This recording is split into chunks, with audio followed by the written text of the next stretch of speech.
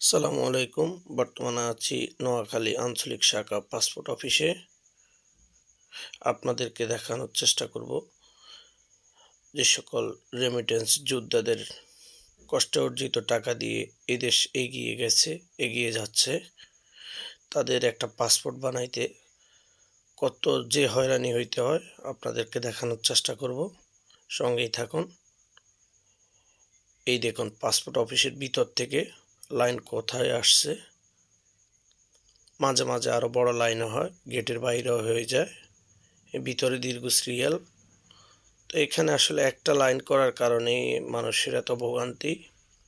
কর্তৃপক্ষের দৃষ্টি আকর্ষণ করছি, নোয়াখালী আঞ্চলিক শাখা পাসপোর্ট অফিসে কমপক্ষে 2টি লাইন করে দেওয়ার জন্য। যে পাইলটা জমা নেয় ওই পাইল জমা নেওয়ার 2টা লাইন করে দিলে মানুষ আসলে এত হয়রানি হইতো না। আর ভিডিওটা যাতে কর্তৃপক্ষের কাছে যায় এই জন্য সবার কাছে রিকোয়েস্ট করতেছি, ভিডিওটা বেশি বেশি করে শেয়ার করে দেওয়ার চেষ্টা করবেন সবার সুবিধার্থে। মানুষের হয়রানি দেখুন, ভিতরে দীর্ঘ লাইন, মানুষের কষ্ট আসলে খুবই খারাপ লাগে। যারা গেছেন তারাই বলতে পারবেন কতটা ভোগান্তির শিকার হইতে হয়।